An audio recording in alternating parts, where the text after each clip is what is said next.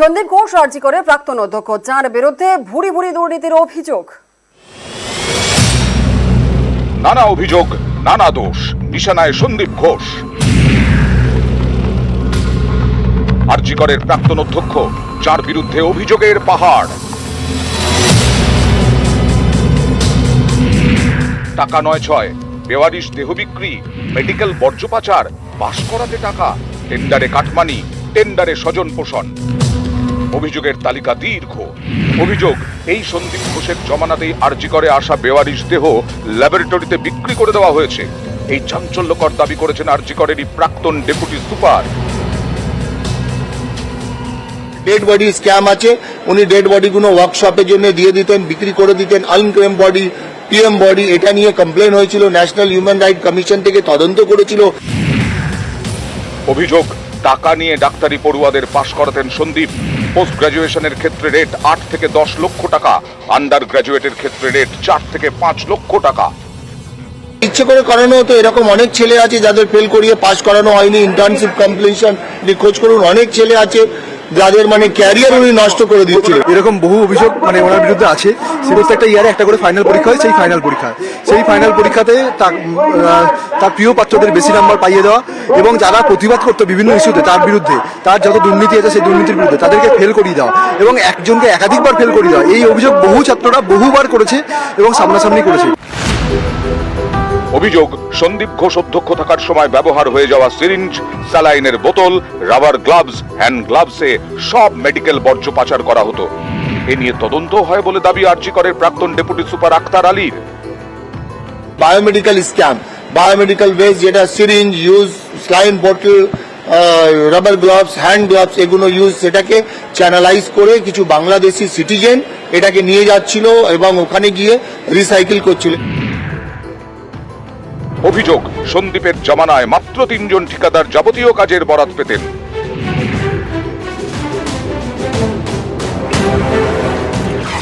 অভিযোগ, এই স্বজন পোষণে সন্দীপের পকেট ভরত। এ অভিযোগ, প্রতি টেন্ডার থেকে 20% পর্যন্ত কমিশন দাবি করত সন্দীপের টিম।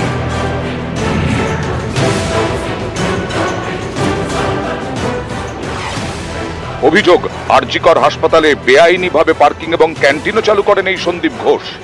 আন্ডার গ্রাজুয়েটদের কাউন্সেলিং এর খরচেও টাকা নয় ছয়ের অভিযোগ উঠেছে। সন্দীপের আমলেই কাউন্সেলিং এ মাত্র 17 দিনে 14 লক্ষ টাকারও বেশি খরচ করা হয় বলে অভিযোগ।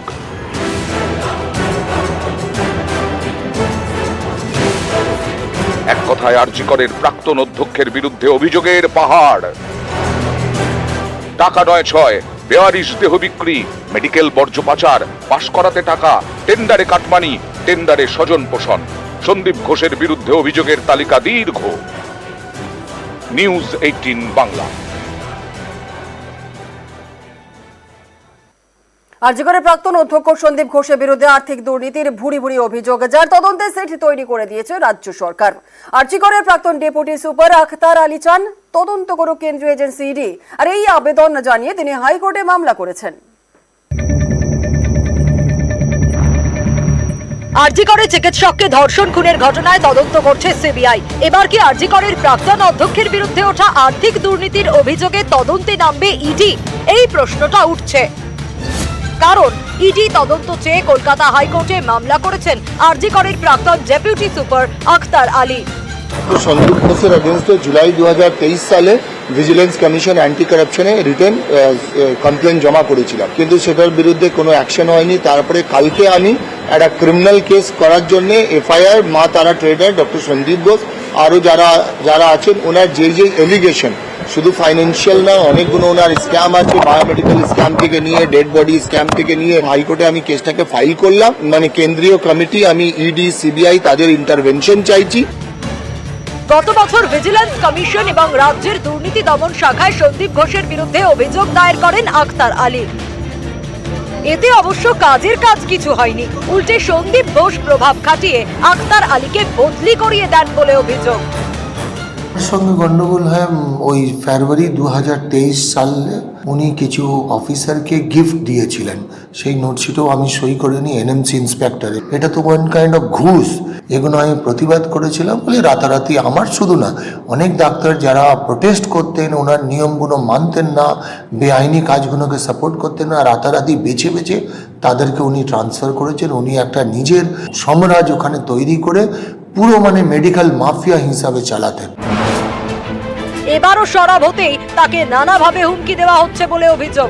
হাইকোর্টের কাছে তাই নিরাপত্তাও চেয়েছেন আরজি করের প্রাক্তন ডেপুটি সুপার। আমার প্রাণের বিভিন্ন রকম হুমকি আসছে, আমার প্রাণের ভয় হচ্ছে, সেটাও আমি অনারেবল কোর্টের কাছে অ্যাপিল করব কি আমাকে যাতে একটা সুরক্ষা আমাকে ইনশিওর করা হোক। গত 9ই আগস্ট আরজি করের চেস্ট মেডিসিন বিভাগের সেমিনার হল থেকে উদ্ধার হয় মহিলা চিকিৎসকের দেহ। তারপর থেকেই অধ্যক্ষ সন্দীপ ঘোষকে সরানোর দাবি তোলেন ডাক্তার ও পড়ুয়ারা। এই সন্দীপ ঘোষের বিরুদ্ধে নানা সময় উঠেছে নানা অভিযোগ। গত সোমবার ফের সন্দীপের নামে দুর্নীতির অভিযোগ দায়ের হয়। অভিযোগ করেন স্বাস্থ্য দপ্তরের ভিজিল্যান্স অফিসার দেবল কুমার ঘোষ। এই অভিযোগের প্রেক্ষিতে সন্দীপ ঘোষের বিরুদ্ধে সোমবার এফআইআর করে টালা থানার পুলিশ। দুর্নীতির তদন্তে সিটও তৈরি করে দিয়েছে রাজ্য সরকার। 4 সদস্যের সিট কাজও শুরু করে দিয়েছে। এরই মাঝে এবার ইডি তদন্তের দাবিতে আদালতে আরজি করেন প্রাক্তন ডেপুটি সুপার। এতে সন্দীপ ঘোষ আরও চাপে। নিউজ 18 বাংলা। ছাত্রদের অপসারণ দাবি মানল রাজ্য। আরজি করের সব আধিকারিক অপসারিত। সরানো হলো নবনিযুক্ত প্রিন্সিপালকে। সুরিতা পালকে সরালো স্বাস্থ্য দপ্তর। অপসারিত এমএসবিপি বুলবুল মুখোপাধ্যায়কে। সন্দীপের নিয়োগের বিজ্ঞপ্তিও বাতিল। আমাদের আজকে স্টুডেন্টরা স্বাস্থ্য ভবনে এসেছিল, ওনারা আমাদেরকে কয়েকটা ডিমান্ড রেখেছিলেন। যেমন ওনারা চাইছেন এখানকার প্রিন্সিপাল যে এখনো আছেন তার ওনাকেও শিফট করা হোক। আমাদের এখানে যে এমএসভিপি আছেন ওনারা নতুন এমএসভিপি চাইছেন। এইচওডি চেস্ট মেডিসিন নিয়ে ওনাদের ছিল, ওনার ছিলেন, সেজন্য ওনাকে শিফট করা হোক। এখানে এএস অ্যাসিস্ট্যান্ট সুপার একজন ছিলেন, ওনাকে নেওয়া হোক, ওনাকে চেঞ্জ করা হোক। আমরা বলেছি for the sake of normalcy, আমরাও চাই গভর্নমেন্ট ইজ সিরিয়াস কি নর্মালসি ফিরুক, আমাদের স্বাস্থ্য পরিষেবাগুলো আরজি করে ভালোভাবে চলুক। সিকিউরিটি অ্যারেঞ্জমেন্ট একদিক থেকে হয়েছে, সাথে সাথে কয়েকটা চেঞ্জেসও আমরা করে দিচ্ছি, সেটাতে আমাদের কোনো অবজেকশন নেই। অল অফিসার্স আর গুড, আমরা নতুন অফিসারগুলো এখানে টিম এখানে দিচ্ছি। তাছাড়া ওনারা আরও একটা ডিমান্ড করেছিলেন কি যে দিদেন আরজি করে প্রিন্সিপাল, ওনাকে আমরা ন্যাশনালে যে করেছিলাম, উনি অলরেডি যেহেতু এক্সট্রাঅর্ডিনারি লিভে আছেন, সেই অর্ডারটাও ক্যান্সেল করা হচ্ছে। হ্যাঁ, ওনাকেও সরানো হচ্ছে। এমএসভিপি এখানে নতুন এমএসভিপি আমরা দিচ্ছি, এখানে নতুন এইচওডি চেস্টও নতুন হবেন, ওনাকেও সরানো হচ্ছে। আর আংশিক জয় দেখছেন আন্দোলনকারী চিকিৎসকরা। এখন মানা হলো আমরা এখনো রিটেন অর্ডার পাইনি, তবে যেটুকুন আমরা শুনছি আপনাদের মাধ্যমে, তো এটা আমরা আন্দোলনের জয় বলবো না, তবে আংশিক একটা জয়। আমরা দাবি করেছি এবং এই দাবি আমরা সজোরে সোচ্চার করেছি বলেই আজকে এই দাবি আমরা পেয়েছি। এটা একটা আংশিক জয় বলেই আমরা বলবো আমাদের আন্দোলনের। ব্যাপারটা হচ্ছে যে ঘটনা ঘটেছিল তার দায়িত্বটা নেওয়া, এবং সেই দায়িত্ব নিতে যে ওনারা ব্যর্থ, সেই জিনিসটা স্বীকার করুক। ক্ষমা চাওয়াচাবি নয়, ক্ষমা চাওয়ার কথা আমরা বলিনি।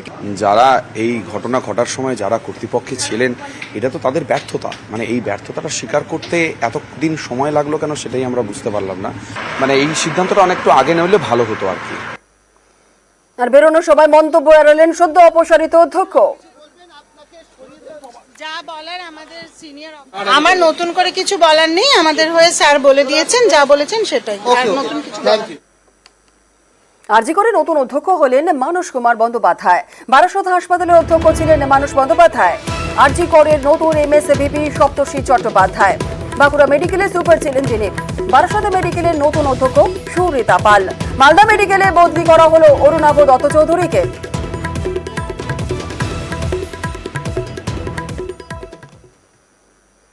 বুধবার দুপুরে প্রিন্সিপালের নামে নিখোঁজ পোস্টার, রাতে আরজি করে ঢুকলেন সুরিতা পাল। 5 দিন পর হাসপাতালে অধ্যক্ষ।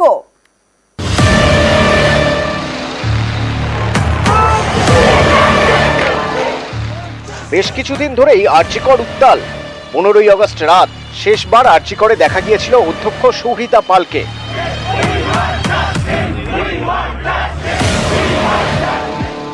এরপর 21শে অগস্ট ফের হাসপাতালে ঢুকতে দেখা গেল আরজি করের নতুন অধ্যক্ষকে। তার আগে প্রিন্সিপালের নামে নিখোঁজ পোস্টার পড়ে।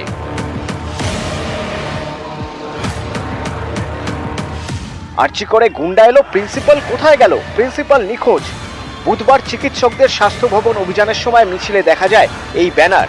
আরজি করে ডাক্তারি পড়ুয়াদের দাবি, হাসপাতালে দেখা যাচ্ছিল না নতুন অধ্যক্ষকে।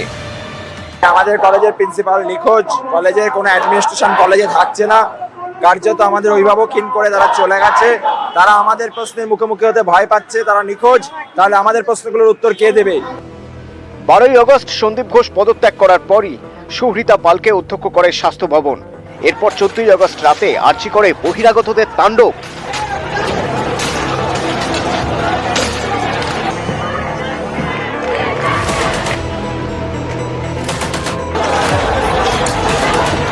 যা আন্দোলনকারীদের প্রতিবাদের আগুনে ঘি ঢালে। ঘেরাও হয়ে পড়েন নতুন অধ্যক্ষ সুহৃতা পাল।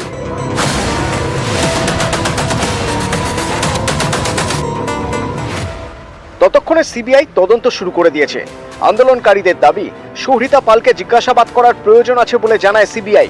এজেন্সি নাকি বলে জিজ্ঞাসাবাদের জন্য প্রিন্সিপালকে সিজিওতে নিয়ে যাওয়া হবে। তখন নাকি আন্দোলনকারীরা ঘেরাও তুলে নিলে সুহৃতা পাল নিজের গাড়িতে রওনা দেন। আরজি করের আন্দোলনকারীদের দাবি, এরপর থেকে আর হাসপাতালে দেখা যাচ্ছিল না প্রিন্সিপালকে। মিসিং প্রিন্সিপাল এই ছবি হাতে নিয়ে আজকে মিছিল করেছে ডাক্তার পড়ুয়ারা। সূত্রের খবর, অধ্যক্ষ রয়েছেন স্বাস্থ্য ভবনে, সেখান থেকেই চালাচ্ছেন হাসপাতাল। বিকেলে নিখোঁজ পোস্টার, অবশেষে এদিন রাতে ফের আরজি করে সুহৃতা পাল। নিউজ 18 বাংলা। আর আজকে থেকেই আরজি করে পাহারায় সিআইএসএফ। আরজি করে পাহারায় থাকবে 2 কোম্পানি বাহিনী। হাসপাতালের ভিতরে নিরাপত্তায় সিআইএসএফ, হাসপাতালের বাইরেও নিরাপত্তায় কলকাতা পুলিশ। সুপ্রিম কোর্টের নির্দেশের পরেই বাড়ে তৎপরতা। গতকালই হাসপাতাল পরিদর্শনে যান সিআইএসএফ এর আইজি এবং ডিআইজি।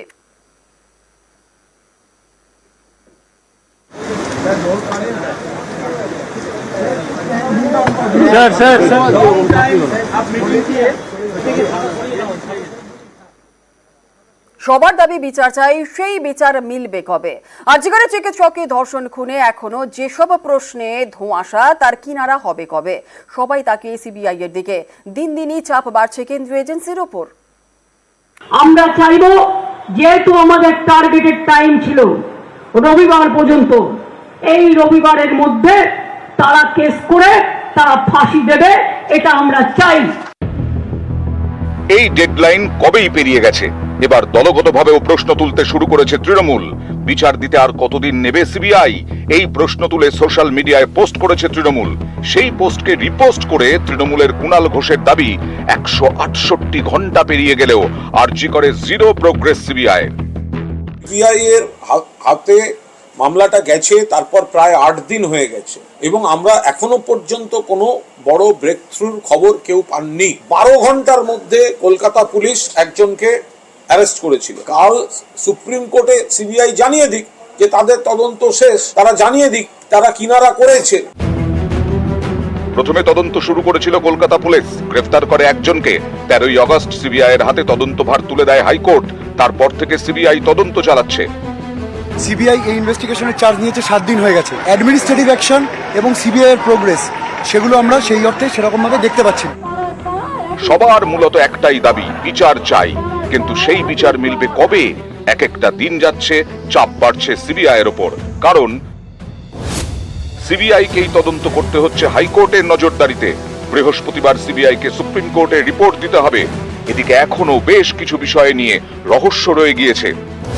মহিলা চিকিৎসককে খুনের পেছনে কি একজনই নাকি একাধিক ব্যক্তি জড়িত? চিকিৎসককে কি গণধর্ষণের শিকার হতে হয়েছে? সেমিনার হলের কাছে দেওয়াল ভাঙা হলো কেন? দেওয়াল ভাঙার পেছনে কি প্রমাণ লোপাটের চেষ্টা? আরজি কর হাসপাতালে ঢুকে কারা তাণ্ডব চালালো? এরই মাঝে তৃণমূল প্রশ্ন তুলতে শুরু করে দিয়েছে, দোষীদের ধরতে সিবিআই এর আর কতদিন সময় লাগবে? গত কয়েকদিনে রোজই আরজি করের প্রাক্তন অধ্যক্ষ সন্দীপ ঘোষকে ঘন্টার পর ঘন্টা ধরে জিজ্ঞাসাবাদ করেছে সিবিআই।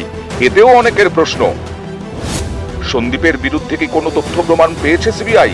যদি কিছু না পেয়ে থাকে তাহলে আর কত সময় লাগবে?